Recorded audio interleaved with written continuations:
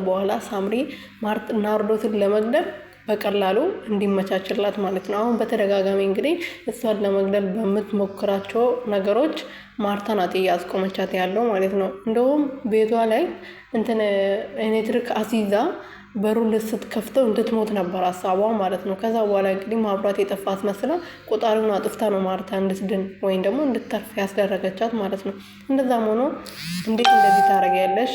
እንዴት በዛ ላይ ደግሞ የማርታ እናት ታማለች። በማርታ እናት እያስፈራራቻት ነው። እናትሽ እንድትድንና ወደ ራሷ እንድትመለስ ከፈለግሽ አርፈሽ ብትቀመጥ ይሻልሻል። ለእናትሽ ለሕክምና ብዙ ብር እንደሚያስፈልግ እንዳትረሺ።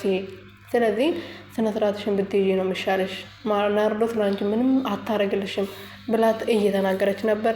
ከእናቴ አናት ውረጂ፣ ናርዶስንም መቼም አልተዋትም ብላ አንቃ እያስፈራራቻት እናቴ ጋር ለምን ሄድሽ? ለምንድነው እናቴ ጋር የደወልሽው? ብላ እያስፈራራቻት እያለ ናርዶስ ስታያት እንግዲህ አንገቷን ይዛ ነበር ስታስፈራራት የነበረው። ናርዶስ ስታይ ከዚህ በኋላ አክስቴ አጠገብ ባይሽ ወይም ደግሞ እንደዚህ አርጋኛለች ብላ ብትናገር ከዚህ ቤት ፈንቅዬ ነው ማውጣሽ፣ አሁን ኮተትሽን ይዘሽ ከዚህ ቤት ውጪ ብላ ስትነግራት እንግዲህ ማርታ እግሯ ላይ ወርቃ በእናቷ ስም እየማለች የእናቷ ስም እየጠራች እየለመነቻት ነበረ። ናርዲም ደግሞ በእናቷ ስም ድርድር አታውቅምና ከዚህ በኋላ በእናቴ ስም የእሷን ጦስ ሰጂ የእሷ ስም እየጠራሽ እኔን አስለምኝኝ። ከዚህ በኋላ አንድ እድል ብቻ ነው የምሰጥሽ። አንድ ስህተት ባይብሽ አውጥቼ ነው ምጥልሽ ውጪ ላይ ብላ ነበረ ማርታ ናርዶስ ስትናገር የነበረው ማለት ነው።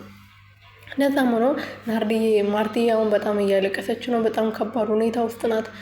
ሁሉም እሷን እንደ ጠላት ነው የሚያዩት፣ እንደ መጥፎ ሰው ነው የሚያዩት። ዋናዋ ግን መጥፎዋ ጠላታዋ ሳምሪ ሆና እያለች ማለት ነው። ሳምሪ በጣም በደንብ እያስመሰለች ነው። በዛ ደግሞ ናርዶስ ይቅርታ ጠይቂያት ብላ ነበረ። እግሯ ላይ ወርቃ ሄዳ ማርታ ይቅርታ ስትጠይቃት መቼም ይቅር አልልሽም ብላ ነበር መሬት ላይ ገፍትራት ሄደችው ማለት ነው። ከዛ በኋላ እባክሽ ለእህትሽ ስትይ ማርታን ይቅርታ አድርግላት ብላ ናርዶስም ደግሞ የሳምሪ እግር ላይ ወርቃ ይቅርታ እንድትጠይቅላት እየለመነች ነበረ። ከዛ በኋላ እንግዲህ ለማርታ ይቅርታ አድርጋላታለች ማለት ነው።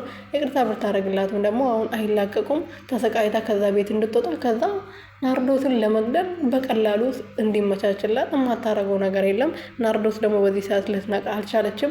በዛ ደግሞ ናሆሜ ራሱ እሷ ሰራተኛ ናት፣ የእናትሽ እህት ምን ልትፈልገው ነው አንቺ መግደል የምትፈልገው? ስለዚህ እቺ ሰራተኛ አትመኝ ብሎ ብዙ ሰው አይምሮ ውስጥ ስለ ማርታ መጥፎ ነገር እየመረዙ ስለሆነ ሳምሪም እንደዛው መጥፎ ነገሮችን ናርዶስ ክፉ እንደሆነች የሚያሳይ ነገር ብዙ በተደጋጋሚ ስለምታረግ ናርዶስ ማመን ይከብዳል። ገባችሁ?